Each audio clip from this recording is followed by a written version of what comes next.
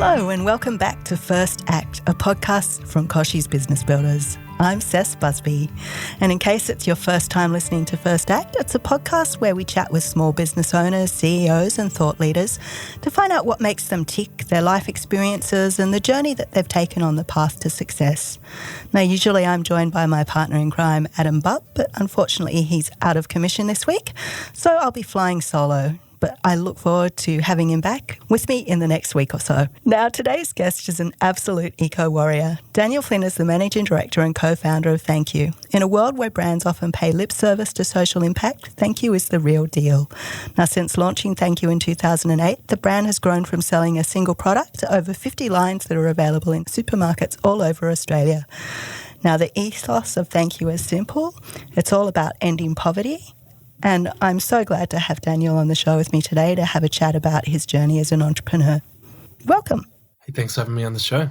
Now, we always start our chats with our First Act icebreaker. That's just a little silly question to kind of relax everyone. Your icebreaker for today is, if you were a fragrance, what would you be? Oh, if I was a fragrance, what an icebreaker.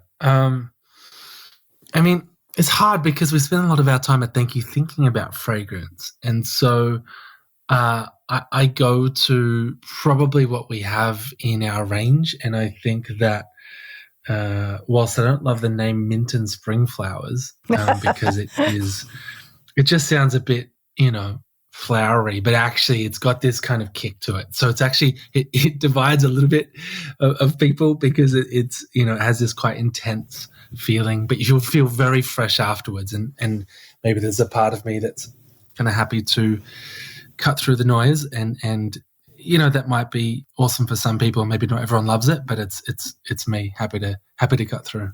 That's an excellent answer. I think I might be something kind of citrusy. So sometimes sweet, sometimes a bit acidic, not to everyone's cup of tea. Yeah. Now, let's chat about your journey. Did you come from a philanthropic family? Were you very aware of poverty and social injustice growing up?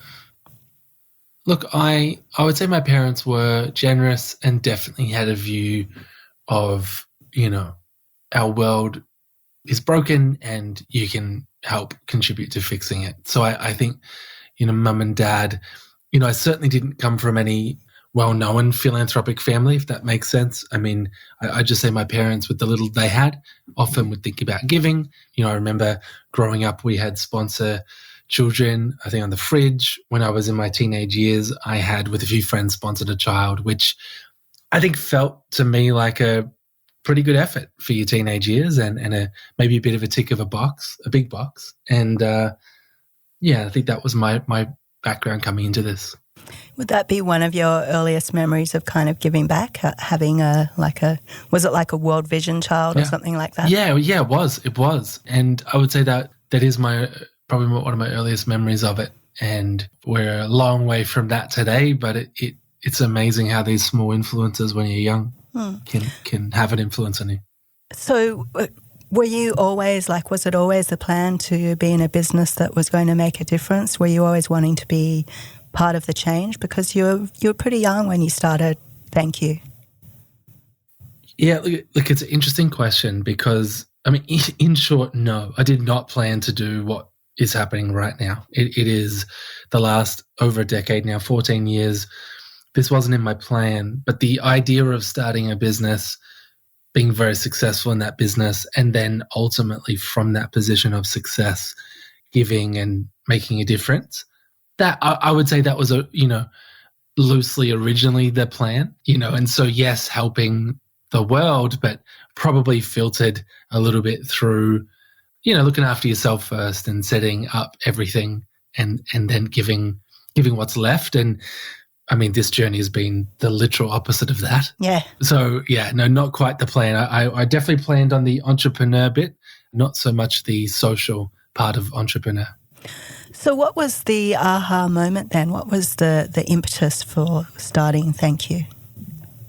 Look, there's one moment that I reference often because it was so memorable. I think there are many more moments so that ultimately led to, not just starting Thankyou, but sticking out the journey. But one of those sort of genesis moments was when I was doing some research for a university assignment, and I came across stories of kids who didn't have access to clean water. And obviously I know poverty is a thing, but hearing their personal experience of losing brothers and sisters to waterborne disease, it definitely moved me. And if I'm honest, it made me feel very uncomfortable, because the thought was, if that was my story, then my sisters Jess and Mel, well, they would have died. And it would have been because the water I got them killed them. And that isn't my story. I'm 19 years old. I'm in uni. I've got a whole bunch of big dreams in business. But the fact that it's other young people's story in our world, it moved me. And then at the same time, I saw some other numbers. And so in 2008, we had 900 million people in our world who didn't have access to clean water. But that number was compared against the bottled water industry, which at the time was $50 billion, and today has grown to over $350 billion.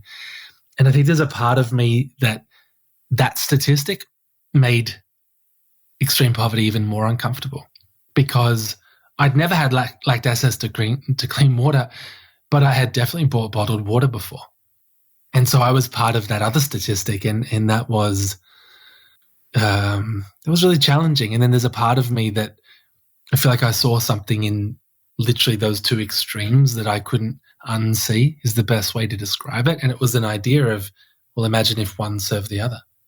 Could that silly product, which is really the culmination of all of our kind of consumer addiction to convenience, imagine if that could end that. If a product as silly and useless as bottled water could help end a water crisis, that was the kind of genesis idea. And very quickly it was like, well, hang on, imagine if every product did. And then that's when, as a young 19-year-old and with some amazing co-founders, Justine, who we're now married, Jared, some early team as well, we just imagined a Thankyou world, a world where a brand could bring multiple products to market and empower us as consumers to do what we do, which is consume product, but do it to right or wrong, not just water, but all the inequalities around extreme poverty. And so that was, I suppose, the genesis moment, but then this unfolding revelation caught up in being moved, being uncomfortable, but then also having a vision and seeing this potential and thinking like, wow, you can imagine if we could get there. So you have this great vision, but then what about the money to back the vision? I mean, how do you get a business like Thankyou off the ground when you're purpose-driven and you're saying, any profits I make, I'm going to invest 100% of these profits into ending poverty? Was it a hard ask to get people behind you?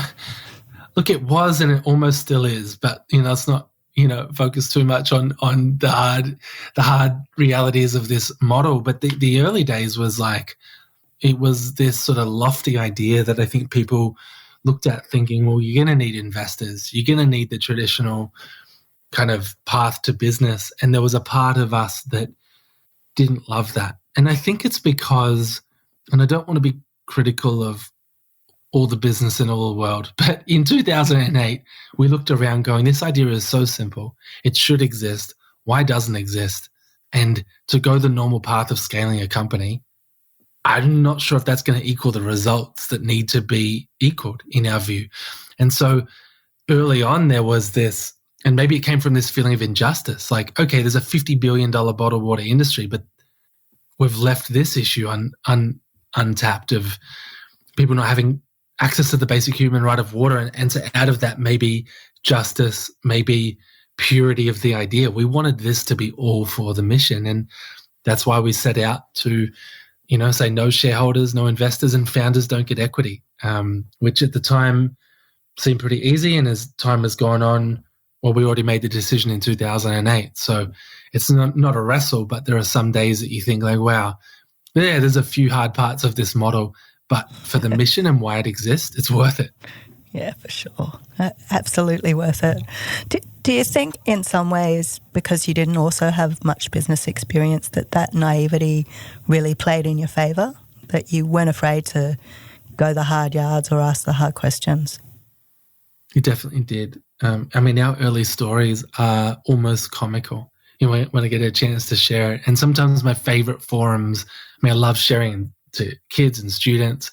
Some of my favorite rooms have ended up being like the really prestigious end of business, you know, and I honestly, I'm like, how did we even get in the room?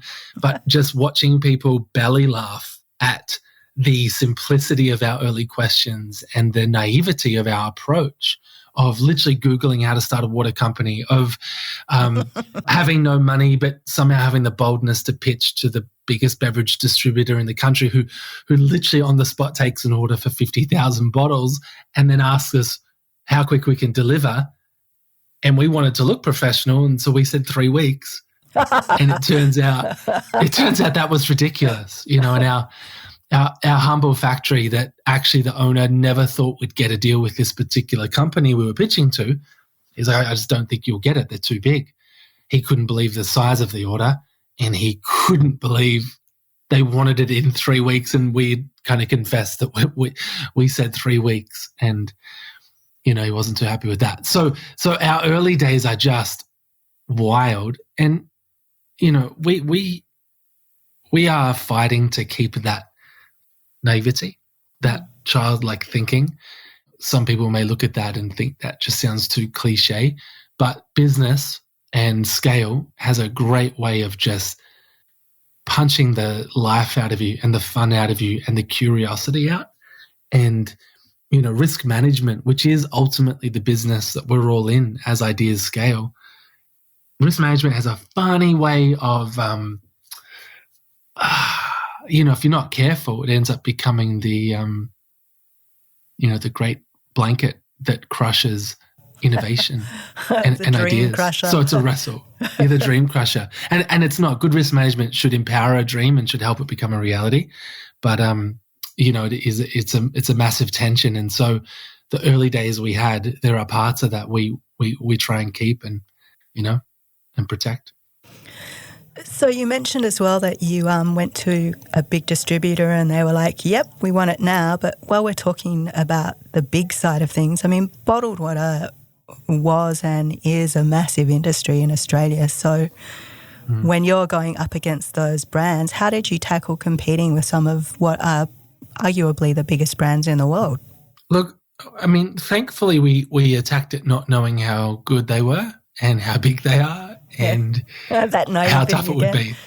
Yeah, so luckily we didn't know what we're getting ourselves into. I think if we really knew, you know, who knows where we'd be. But we entered with this absolute belief that if there was a product in the market that existed all for a mission, like helping people, versus one that existed all for a shareholder and that company may do some social good as well, which is great, but ultimately existed for the benefit of that shareholder, we thought people would choose this one. So that was our premise. And, you know, when we asked our friends about it, they said yes. And, you know, my mum and others would be like, yeah, well, of course, you know. And so we just assumed, well, the people we've talked to think this would work, so it should work. And I don't think we were wrong about that hypothesis of the consumer sentiment.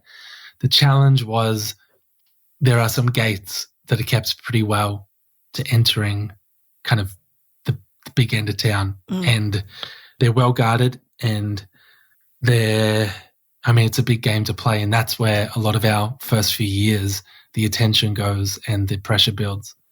Do you think the reason that Thankyou resonated with consumers so well was that ethos that, you know, if I can make a choice between virtually two identical products, but one's going to do some good and the other's maybe not going to do some good or is maybe just going to line someone's pockets with profits, I should choose the one that's doing good. Do you think we all kind of want to be doing good? Yeah, I think we do. I think our belief is that deep down everyone wants to do good. And then the question is, so if everyone did want to do good, what are the barriers? And our job at Thankyou is basically removal of barriers. And there are real barriers, particularly if you're in consumer product, like, well, what's the product quality like? Because as much as we all want to do good, when you go to buy a product, it has to fulfill a need, a want, a desire. And whilst we don't talk a lot about that, there's a great study out that says 69% of consumers say that sustainability is what drives their purchase and decision-making. The reality check post-purchase and the deep dive analysis is actually only 9% of consumers made the decision based on sustainability. And it's quite confronting because I think, so it's real that, and we've absolutely seen that. People say they want to do good, and I'm one of those people, but then the decision to actually do it is big, because in our world of product, the product quality has to be, we would say, better. Some would argue surely it could be as good, but I think there's a bit of a challenge that when you premise that your brand exists for good and to help people, whether people say it or not, there is this underlying question of, wonder if the quality is any good. Wonder if they compromise on quality, right? And so you might be compared to another brand that's just all for making a great product and getting it to you. And so how does a brand that does all this other stuff too, how does that really compare? So at times we would argue we have to, be more innovative or up the quality or be prepared to take a lower margin, higher quality product to overcome that. Then there's the price and the value proposition, and consumers have always been price sensitive. We launched in 2008 during the GFC, so not a great time to launch a brand. And then we're in the economic times that we're in now. And so value and price is such a big factor. So anyway, all that to say, our job is trying to remove barriers. And we think if we can remove enough barriers, quality, value, design, aesthetic, fragrance, back to your early icebreaker, if we can get that right, then I think a consumer would love it, because it's almost like, well, I'd buy it anyway because it's a really good product. But the fact that it's all for the mission, I'm going to buy 2, give 1 to a friend, or I'm going to commit to buying this, and that's the sweet spot. That's what we spend our time chasing.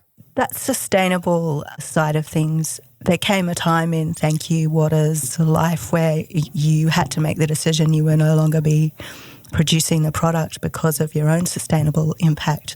How hard was that? It was a wrestle. It was a big wrestle because when we started, we thought bottled water is a silly product. Without a doubt, it's 2008, it shouldn't exist, but it's still the fastest growing category. And arguably, right, not that, anyone's going to win any awards for going into bat for bottled water, but arguably it's still a healthy choice compared to all the soft drinks and all the alcohols and all the other options that don't get a whole lot of focus, even a lot of juices. It's still a healthy choice. And so we're like, well, the issue isn't so much the beverage itself. People should drink more water, but it certainly is the packaging. And I think hopefully and naively, maybe we thought there'll be a pretty good solution. It'll be an easy switch. And very early on, we're looking at biodegradability and a heap of really great solutions. The uncomfortable truth was, over time, the deeper you dig, and if you're a purpose-led brand, you're not looking for greenwashing, you're not looking for some sort of tick, you're looking for a purpose-led decision. And the deeper we looked, we're like, well, these ideas they sound good. And actually in a room of a room of people, 98% of the room would clap and go, what a great solution you've come up with.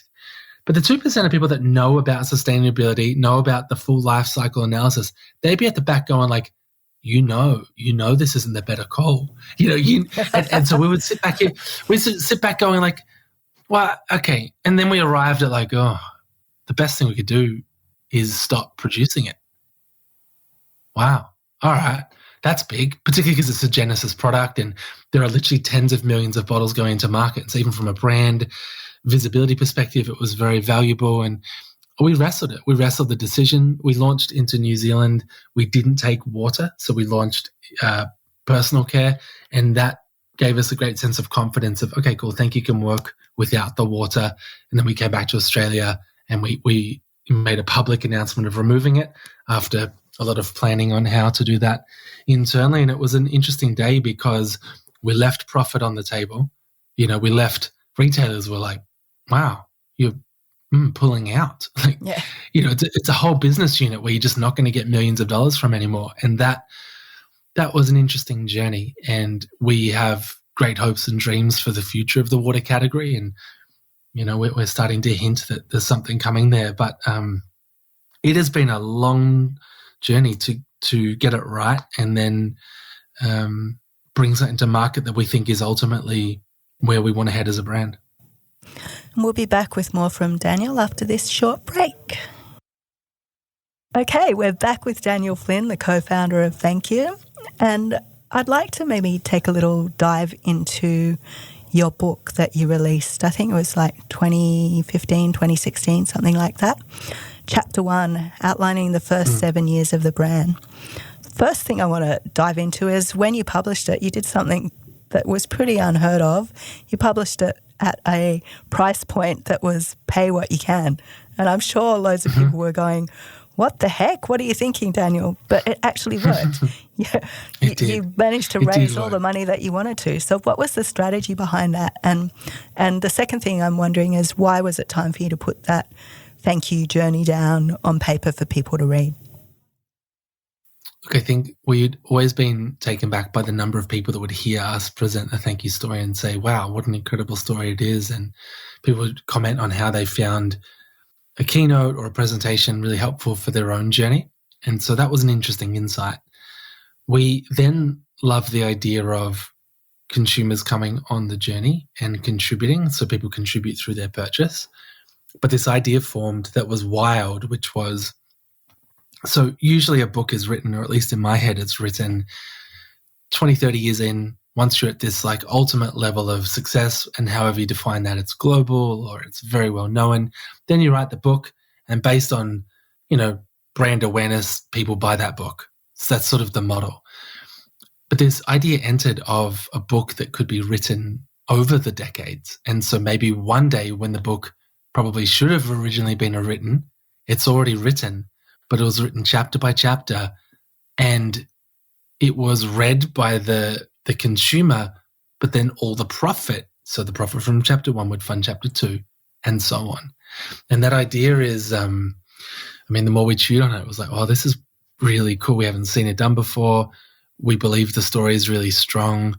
We believe it's helpful for people in their own journey and their own things they want to change and ideas they want to chase. So we've always got this idea of thank you of generosity. How can we give more than maybe people give? And so this was all kind of wound up in this thought of the book. And we also had a funding problem. Like, how do we get more how money do you fund to a do business stuff? where all the profits go to helping people? So the book was this sort of crowdfunding / deeper connection with consumers concept, and we launched the book, and we launched it to pay what you want price, which is really an invitation to say contribute to whatever level you feel comfortable.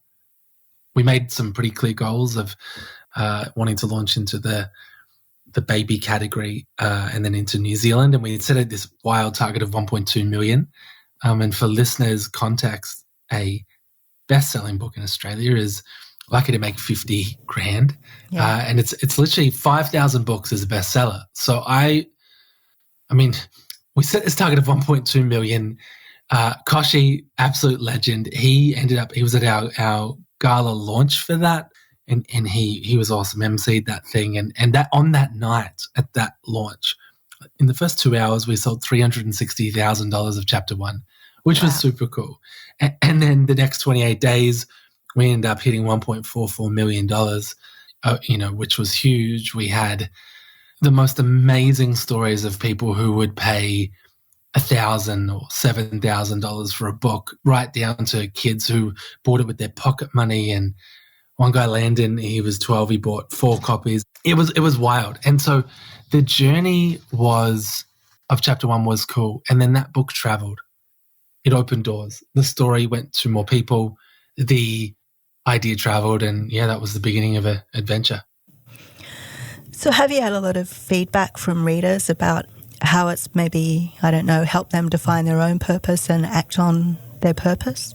The thing we didn't see coming with chapter 1 was the people who, and many came saying, I read the book and it helped me think about starting this thing or quitting this and doing this, and, really influenced people's, I think, pretty life-altering kind of decisions and paths. In fact, I just got off a call with a group that I didn't know this. They're a super cool company, and they were saying how they bought chapter 1, or one of the founders bought chapter 1 when it came out, and it was really formative. And now they're running a super cool company. And I'm like, gosh, Thankyou cannot, and we absolutely wouldn't want to take credit for anyone else's work, but it's so cool to see how when we all share our stories vulnerably, it can be helpful to other people.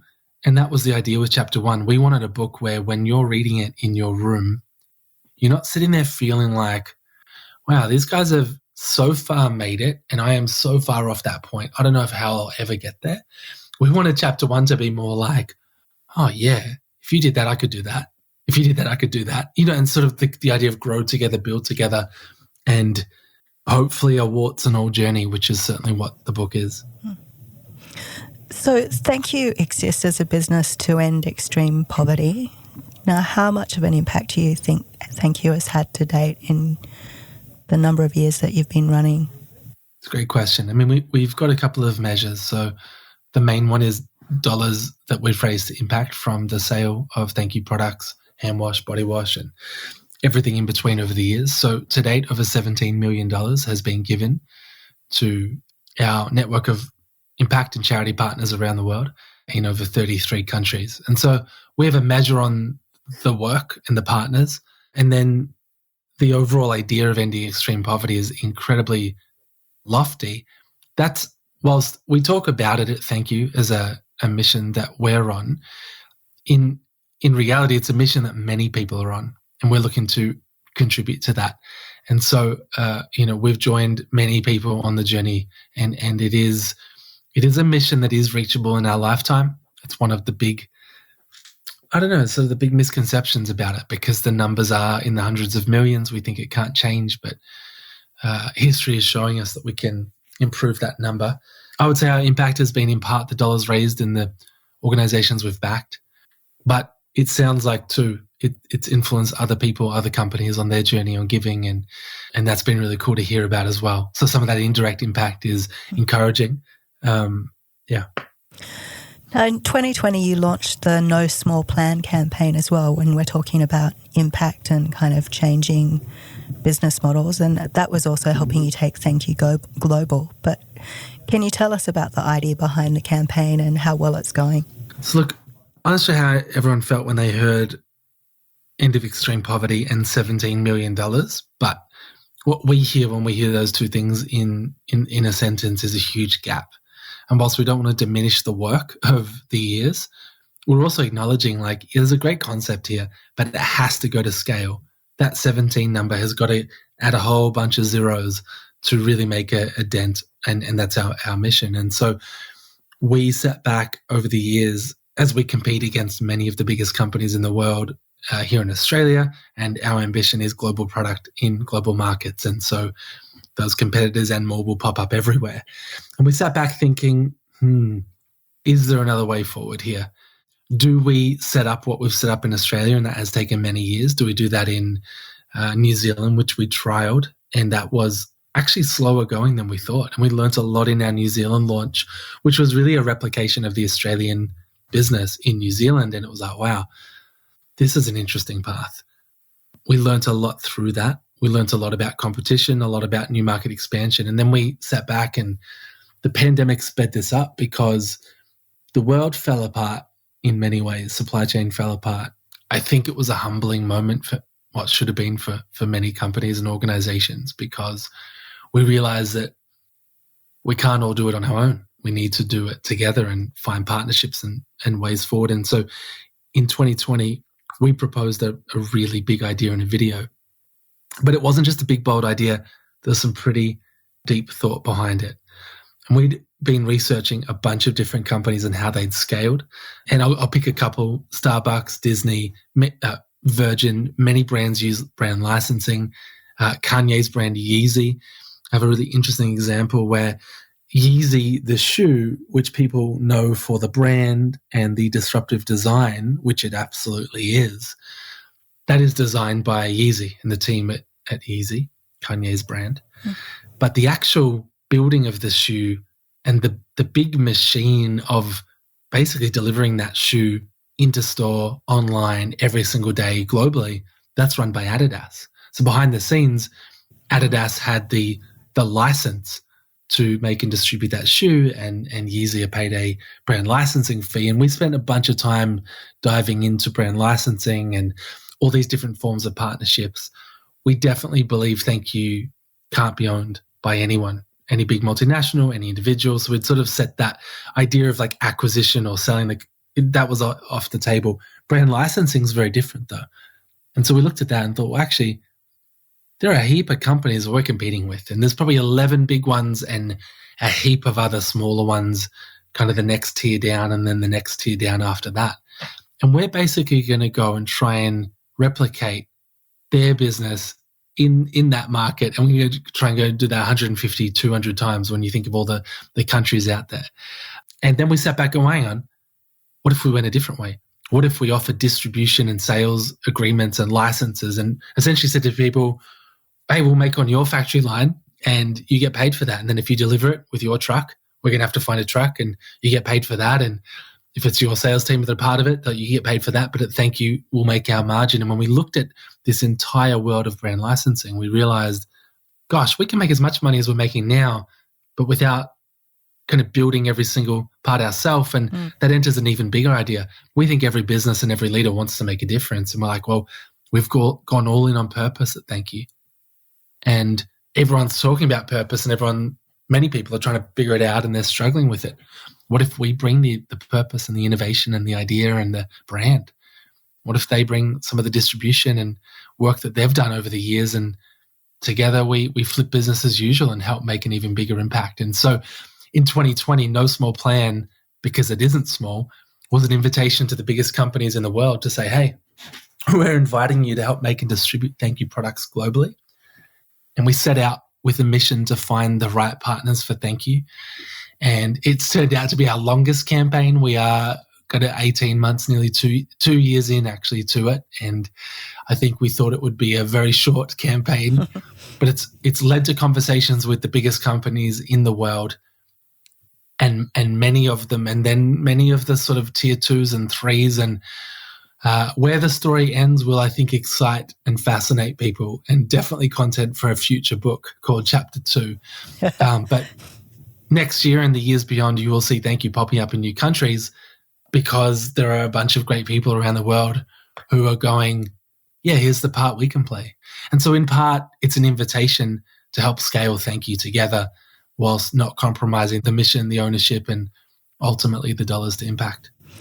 Must be tricky though when you're putting those partnerships in place, because there's so many other considerations. You know, you want to make sure your sustainable goals are met, that there's not this environmental impact. That I think there's a lot of companies that want to be seen as green, but as you said, there's a lot of greenwashing going on, and you know, there's also a lot of virtue signaling with brands just going, "Oh, I'm doing this great thing," but are they really? So how tricky has that partnership process been for you?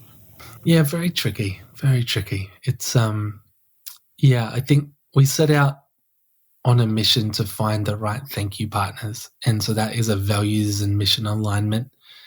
And it's been a journey, and it will continue to be a journey. But I think in the world there are buckets, and in one bucket you would have a group that there's probably a group that just do not care at all, and I think their time, you know, their days are probably numbered in like the dinosaurs.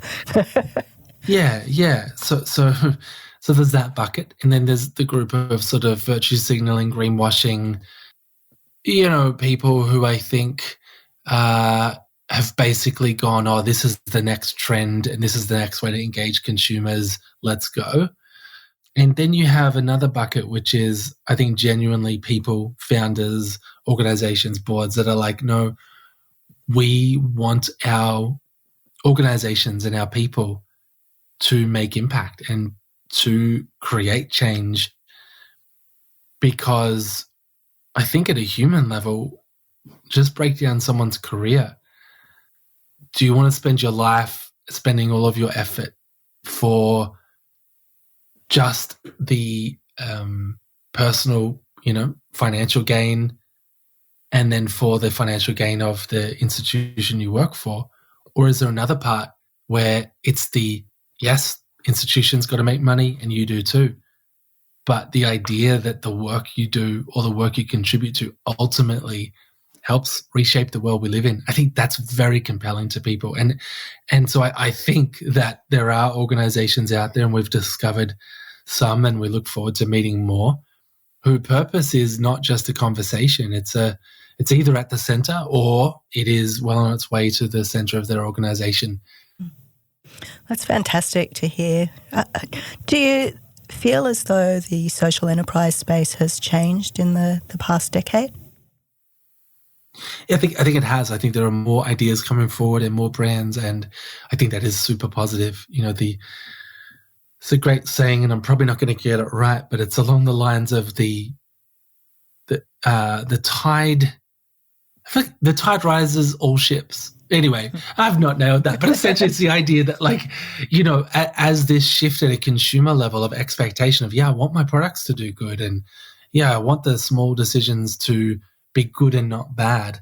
That has, I think, brought more and more people into the space. There are some really cool organizations pushing the boundaries, and we definitely need more of it, and a lot less of the greenwash virtual signaling kind of stuff that you mentioned earlier. But the space has changed, and that is really, really good. So are there any other Aussie social enterprises that you think are really having a big impact at the moment? I guess I think like maybe, Simon at Who Gives a Crap would be an example I could think of. But you're embedded in the space. Who else would you think? No, look, Simon's a great example, and I think what they're doing is incredible and not easy, and at a global level up against a lot of competition, not so much in the social enterprise space, a little bit, but more in just the for-profit space, trying to, I think, look good. And I think they're just doing a great job. I think the team at The Big Issue have been around well before. Well before, Who Gives a Crap and Thankyou. And there's sort of some legends of the space that have been doing good for a long time. And I think, it's always easy to miss that kind of thing. But I also think we are struggling to see globally many social enterprises scaling to the level that we're seeing, some for-profit enterprises reach. And that's an interesting kind of conundrum, because the social issues that we are all aiming to change are really complex, and they require lots of support and thinking and funding. But the size of the businesses are not there yet. And so, I think there's a lot more work to be done, and we've got to figure out ways to hack the space so that one day when you look at the world's most valuable companies, or the world's most philanthropic companies, or the world's, most profitable companies, maybe there's some names up in there that exist for humanity and not just for shareholder gain, whilst also helping humanity too, which I think is a good thing. Not hating on everyone at the top. I think, So if you were to mentor some of those younger purpose-led entrepreneurs who have their little startups and are wanting to scale, what would be perhaps the first piece of advice you'd give? I mean, you've caught me on a tough day, because when I say tough day, like where Thankyou's at, and I feel like this is almost every day for a long time, for years, it is like the future is so bright, exciting, so much potential. And then the day-to-day challenges are just so real. And so in the startup phase, it could be funding, it could be getting to market. And essentially, as you grow, you are swapping problems. So what becomes like, we can't get to market. Now you're in market. How do you stay in market? Or how do you fund the stock in the market? And you sort of like problem swapping, which means you've got to be pretty good at, solution finding and getting better and better and better and better at that. I would say, though, to someone entering this space, is like, it is a long game. And I would be, saying to a younger self of me, like, oof, man, you should get focused on resilience, on some of the soft skills really on the inside, because it's an interesting journey.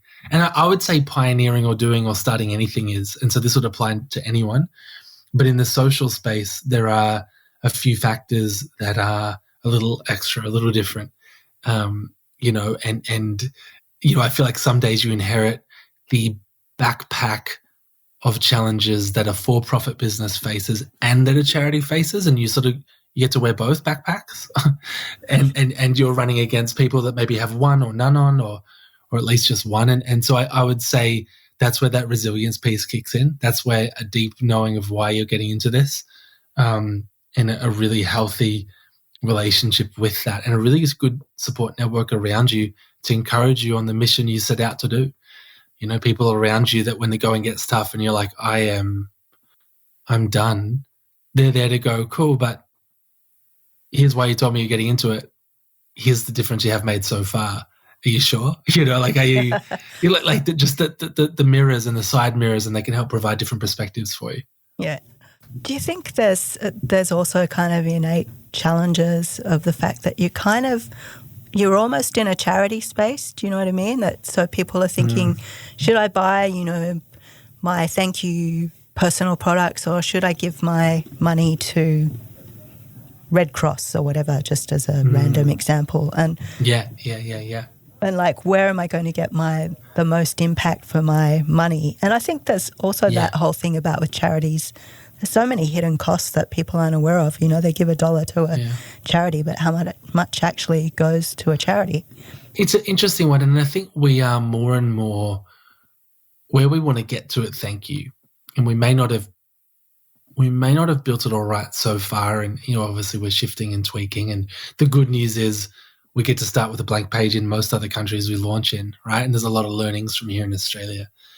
But I think success is that at a consumer level, or at a human level, you don't have that question, because you go, I want to give to Red Cross, or I want to give to the upcoming appeal for wildlife or oceans or homelessness or state of like climate. And there's so many things. But in the back of your mind, without asking the question, you'll also buy Thankyou or your Patagonia, or who gives a crap. And the magic is in the product's got to be good, desirable, great value. And so it's not a one or the other, it's a both. But that's tricky, because competition is real, and that's the game we're in the product space. I think one final question for you, sir, which is, what do you say to people who think that one person can't make a difference? Well, I would say I know exactly how you think and how you feel. My personal experience has been seeing the other side of that it turns out individuals can make a remarkable difference in the world, both in the collective small choices. When combined, it's a collective huge impact. And then even individually, I think we measure wrong. I think we think if one of us can't change the whole world, then there is no point. What's the point in starting? But when you realize the impact that you can have on one other person or one other issue, one other thing at a micro level, and you realize the significance of that, that's when your perspective shifts, and maybe that thought you have, which is a real thought, one person can't make a difference, you'll discover that to be wrong. Thank you so much, Daniel. That's all we've got time for today. And for more info on Thankyou, head to thankyou.co. And thanks everyone for joining us for another episode of First Act. Give us a 5-star review if you've been loving these chats, please. We'd love it. And be back next week for another First Act conversation.